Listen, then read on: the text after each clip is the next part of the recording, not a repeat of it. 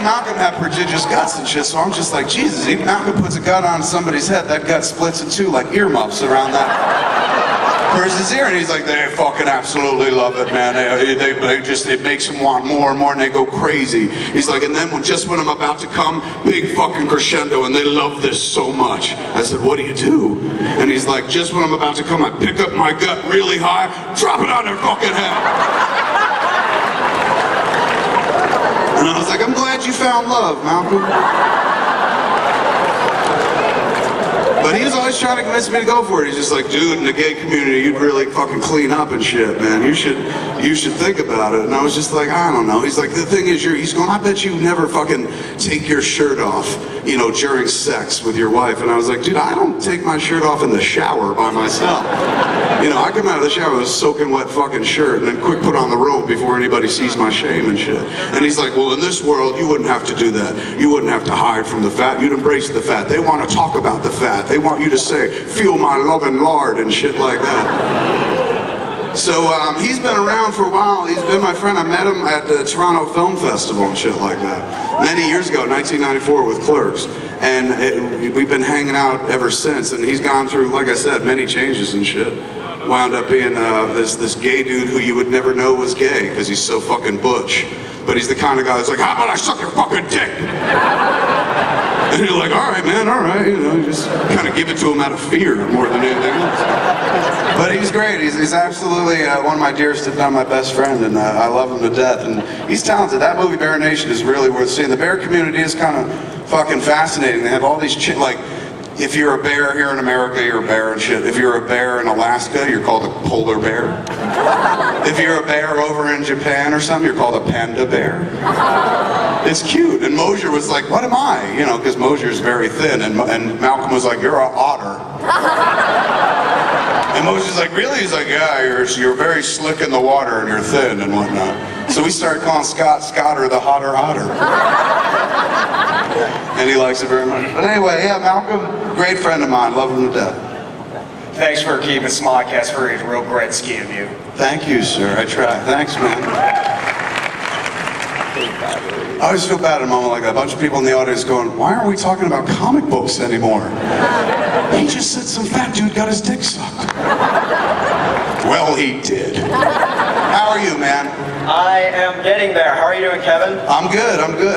You know, I love being here. This is kind of the beginning of my calendar year and shit. So I love doing the all-age talk. This is the best day of the year. But if I may first say, congratulations again to a happy couple.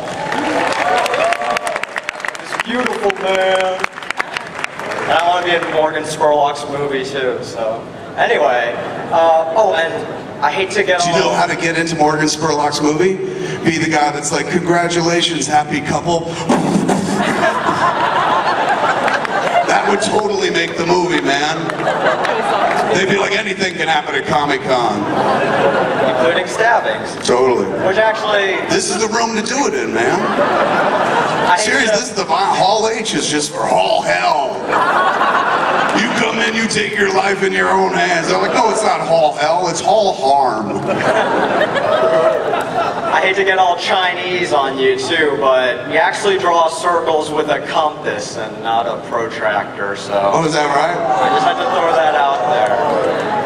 But anyway, my question, yes. Something that I've noticed, because yes. As you know, I'm a huge fan, is that you are an incredibly nice person, just very even-handed. You're not really all about bashing anybody's work. You try to share a kind word whenever possible. You really just try to be as nice as possible to all of your colleagues in the Hollywood community.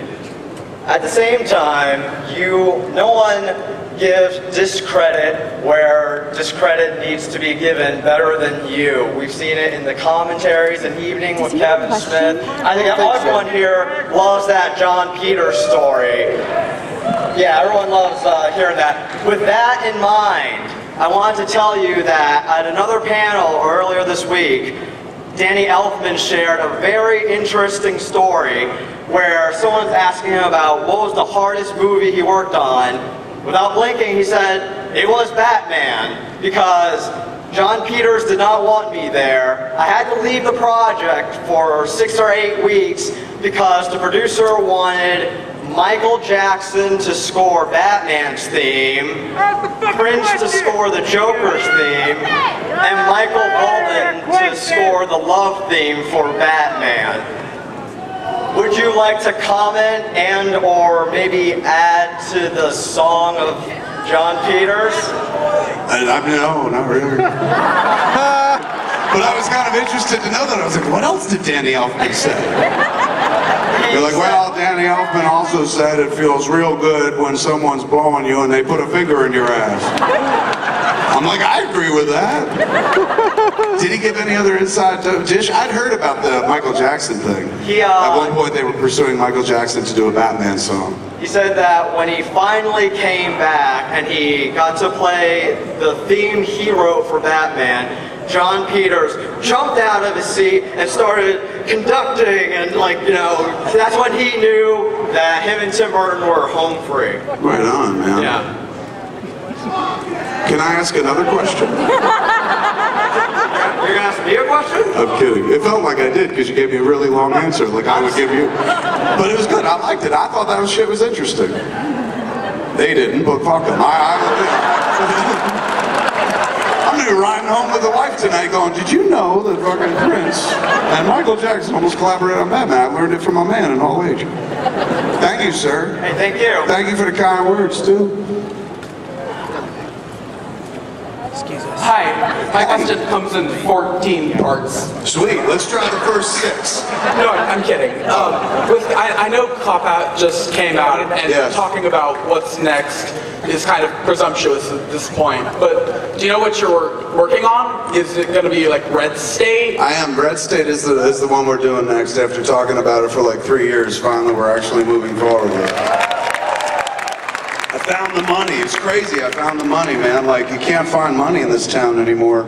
And I found it after Cop Out, which was weird, but that's how it happened. And I know there's no money in this town because I started getting calls from agents over the course of the last 2 months. Called powerful agents from powerful agencies with Academy Award winning talent. And if I was 26, I'd be like, here are their names. But being that I'm almost 40, I'll be, you know, discretion the better part of valor. Huge fucking names though. Names that nobody ever throws my way and shit at all. Unless they're like, we're next to each other in a fucking phone book or something like that. So I finally asked one of the agents.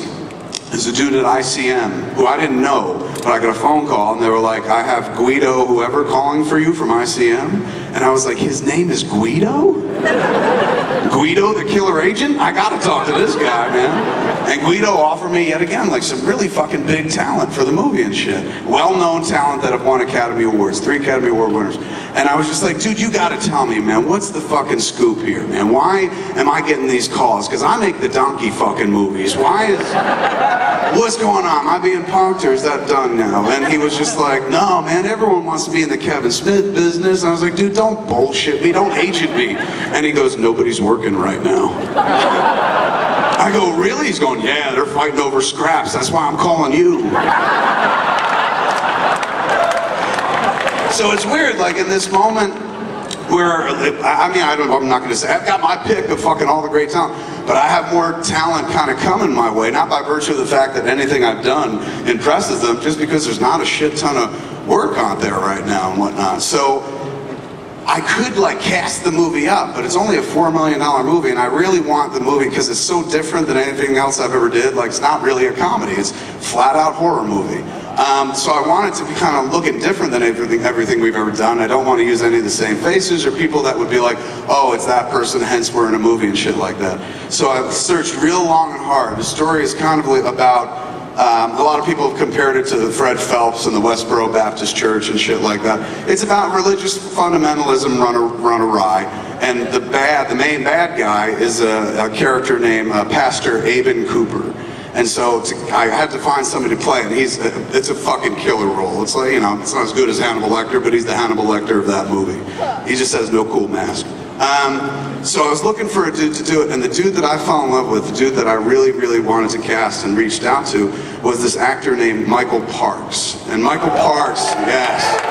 I fucking love this guy. Michael Parks, a lot of people might remember him more recently from the Quentin and Roberts stuff. In the beginning of From Dusk Till